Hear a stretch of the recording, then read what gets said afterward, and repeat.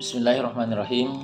Ada seorang kawan atau salah satu kawan yang japri kami lewat Messenger. Beliau minta agar kami membuat video yang hampir sama dengan video sebelumnya yang membahas hal-hal yang berkaitan dengan sholat. Jadi ini salah satu yang bisa dikata kadang lalai diutarakan oleh guru kita, bukan karena mereka tidak paham, tetapi mungkin karena terlupa.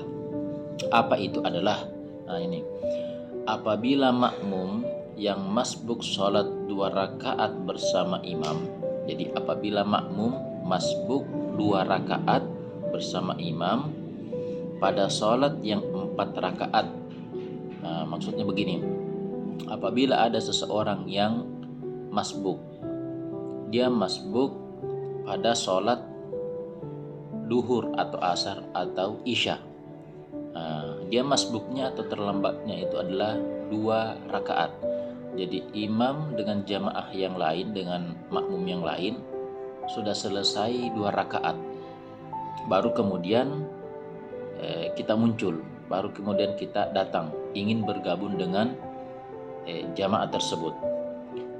Maka dikatakan di sini makmum tidak membaca surah setelah surah Al-Fatihah di kedua rakaat tersebut. Artinya bahwa karena datangnya setelah 2 rakaat pertama, maka secara otomatis makmum ini tidak membaca surah, tidak ada bagian pahala baginya dalam hal ini pahala membaca surah setelah Al-Fatihah.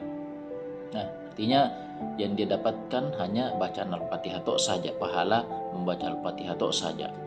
Nah, maka dari itu dia membaca surat tersebut, jadi membaca surah pada 2 rakaat yang terakhir. Artinya rakaat ketiga dan rakaat keempat dia tetap disunnahkan membaca surah. Untuk lebih jelasnya kasusnya seperti ini, seperti tadi ya. Jadi dia datang, atau kita lah, atau ya, saya jadikan diri kita saja sebagai contoh. Kita datang setelah imam selesai 2 rakaat. Secara otomatis kita hanya mendapati imam 2 rakaat. Nah, saat imam tersisa 2 rakaat, berarti hanya Al-Fatihah yang dia baca baru kemudian ruku.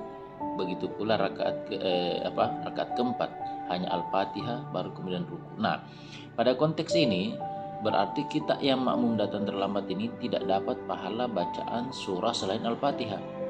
Maka dari itu kata penulis kitab ini, dalam hal ini Profesor Dr. Muhammad Az-Zuhaili dalam kitab Al-Mu'tamad, bahwa kita yang masbuk tadi ini dianjurkan setelah membaca surah Al-Fatihah membaca surah.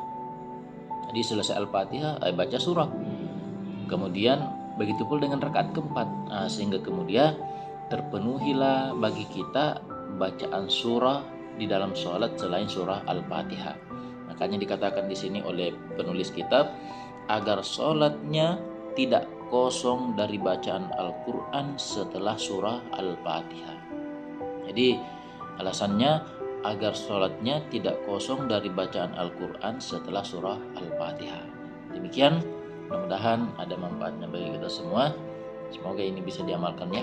Kalau masbuk 2 rakaat sholat isya, sholat asar ataupun sholat duhur, maka kalau 2 rakaat tadi itu tetaplah baca surah setelah membaca surah Al-Fatihah. Dan Assalamualaikum warahmatullahi wabarakatuh.